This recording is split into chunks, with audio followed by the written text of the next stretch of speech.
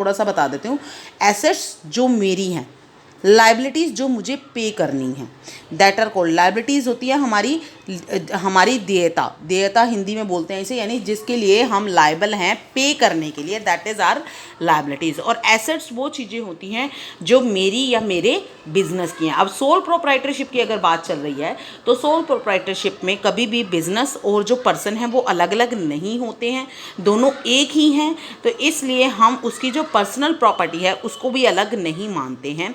इसमें एक एग्जांपल दे रखा है, मान लीजिए XYZ एक ड्राई क्लीनर है और उसने जो है डिसोल्यूशन का मतलब होता है कंपनी बंद करने जा रहा है, अपना बिजनेस वो कम बंद करने जा रहा है। डिसोल्यूशन का मतलब होता है वाइंड अप कर देना अपना बिजनेस।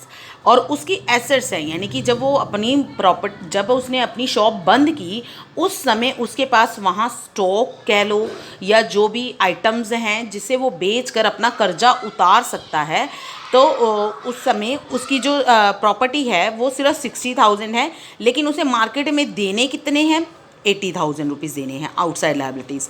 तो यहाँ पर ऐसा नहीं है कि वो 60,000 देकर छूट जाएगा कि मेरे पास तो पैसे है ही नहीं, मैं तो शॉप बंद कर चुका हूँ। तो सोल प्रोप्राइटरशिप की जो पर्सनल प्रॉपर्टीज़ होंगी, चाहे वो उसकी कार है या उसका घर है या कोई भी ऐसी आइटम, हैवी कोस्टली आइटम जिसे बेच कर 20,000 रुपीज़ हम ले सकें, तो उसकी पर्सनल प्रॉपर्टी को बेचकर हम वो चुकता कर सकते हैं। तो इसीलिए इसे कहते हैं अनलिमिटेड लायबिलिटीज़।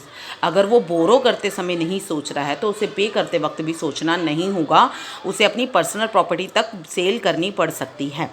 ठीक है, ये उसकी इसमें इसको फीचर्स में इसलिए दिखाया गया है क्योंकि अगर हमें बिज़नेस वाइंड अप नहीं करना है तो हम अपने बिज़नेस में जैसे इनकम आती है वैसे हम जो बोरो किया है वो पे कर सकते हैं और अपनी कंपनी को ग्रोथ में ला सकते हैं। Sole risk bearer and profit recipient, ये बहुत अच्छा फीचर है इसका कि खुद ही वो नुकसान भी सहता है और खुद ही वो प्रॉफिट भी लेता है। क्यों? क्योंकि अगर मैं एक अकेला बिजनेसमैन हूँ तो मेरा डिसीज़न अगर सही बैठा तो जो प्रॉफिट होगा तो वो सारा का सारा प्रॉफिट भी मेरा है। और अगर मेरा डिसीज़न गलत हुआ तो उससे मुझे नुकसान हो जाता है, तो मैं किसी को भी एलिगेशन नहीं लगा सकता किसी पर भी कि आपकी वजह से मुझे नुकसान हुआ।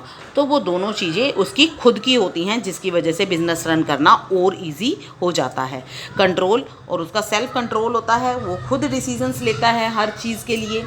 तो हर चीज़ पे जब वो खुद डिसीज़न लेगा तो वो उसका जो है अपने बिजनेस पर कंट्रोल ज़्यादा बेटर रहेगा। नो सेपरेट एंटिटी, ये मैंने पहले ही बता दिया है कि कभी भी सोल प्रोप्राइटरशिप में बिजनेस और कंपनी जो है या ऑर्गेनाइजेशन जो है वो अलग अलग नहीं होते हैं। सोल ट्रेडर जो है, जो पर्सन है, उसी के नाम पर कंपनी का नाम चाहे कोई भी रखा जाए, शॉप का नाम चाहे कोई भी रखा जाए, लेकिन उसमें जो हायर अथॉरिटीज़ कहलाती हैं, जो power of signature, power of attorney होती है, वो उस पर्सन की खुद की होती है। जैसे मान लो अगर हम कंपनी की बात करें तो कंपनी की